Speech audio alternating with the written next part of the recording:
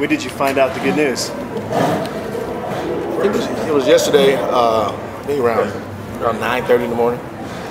He pulled me aside and brought me in his office and told me some good things. He discussed, he's been watching me, watching how I prepare, how I work. Thank you, bro. Yeah. How I work and my passion and all that stuff, and he thought it was the best fit. Did you go through a formal interview or? Not really. We had discussed it a long time ago. Probably 9 months ago. I went in his office and I talked to him about it. That I wanted to get back on the field, and we talked about how I fit, things I've done. But I don't think that was a formal interview. No. What was it about coaching that made you want to get back into it so much?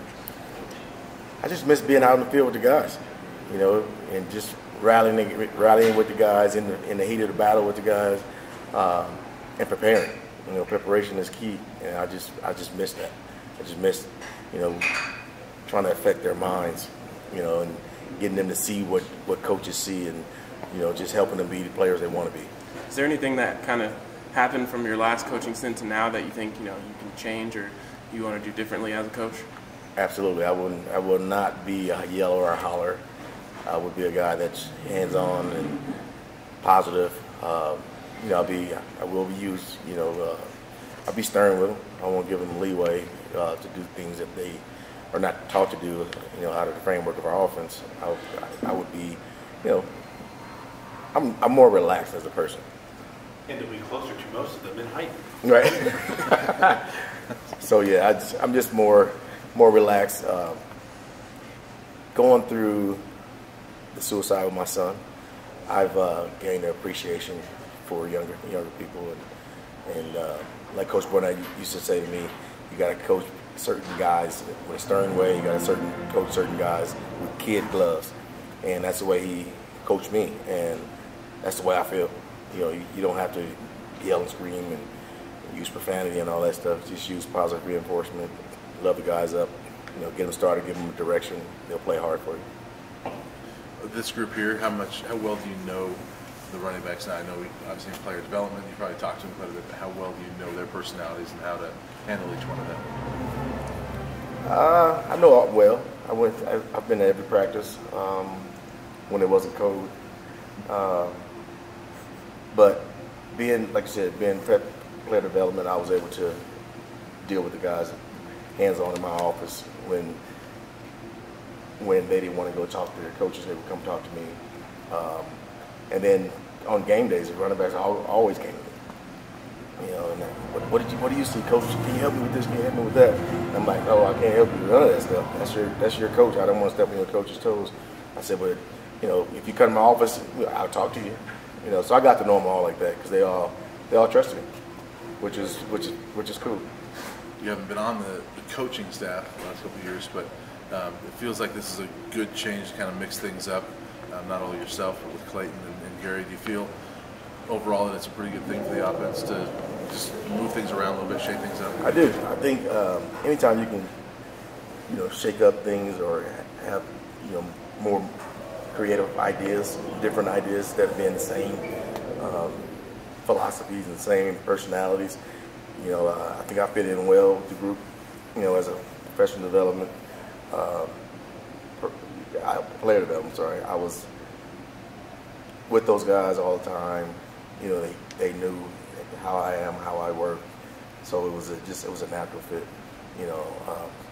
Someone coming outside of the CU family, I think would have to be a learning curve, not only for the coach but for the players as well. And this one here is natural fit, just slide right on in, and it's like I've been here forever.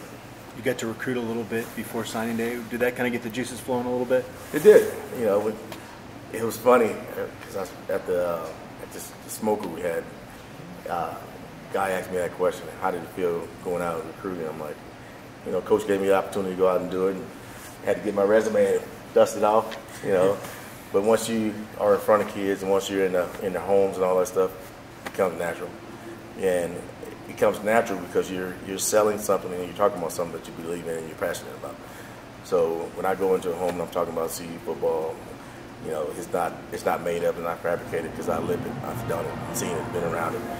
So it's easy to express it. So it's fun just going out and talking about it. You know, it's a lot of interest out there. You know, kids are really, really interested in us.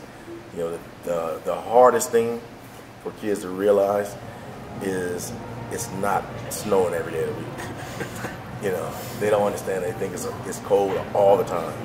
You know, I was in Dallas, and I brought up on my phone the weather. It was 63 degrees here, and it was 37 degrees in Dallas. I said, well, where you want to be today? You know, so just things like that. Did kids bring up the 30 for 30? Their coaches did. Okay. Their coaches brought it up, and the kids were around it, and they heard it.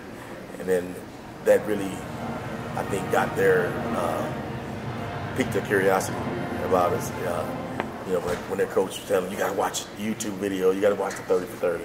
I think that piqued a lot of guys' interest. It was, so we got a lot of, we need to use this 30 for 30 and get a lot of play out of it because it's really, really important. It talks about, you know, the history of the program, the ups and downs, you know, but it was all in a positive light, and we can use that to our advantage. Does it help to use that to your advantage when there's a connection involved with yourself? Absolutely, absolutely. You know, what you try not to do is when a coach is saying he's in the 30 for 30, you got to watch the videos and all this stuff. You got to tend not to talk about yourself because it's not about you, it's about the kids and about the program. You know, so you kind of like smile and at the same time you're kind of uncomfortable. But it's important. Like I said, it's important and you got to use it. But you let the coach say all the good things and you just talk about, you know, things that's in place now and things that we went through and things that are currently going to happen. I think we're right on the cusp of something special. Seems like Cheverini brought some energy to the coaching staff. Has that been pretty infectious for you guys? It has been. Darren is he's fiery. You know, he speaks his mind. He has some great ideas. It's, you know, some things that tie in well with their offense, what we were doing before. So it's going to be a lot of different mixes and things like that from, you know, Texas Tech, CU, and, you know, everybody has a say. So it's been good. It's been really good. Thanks, Coach. Thanks, Coach.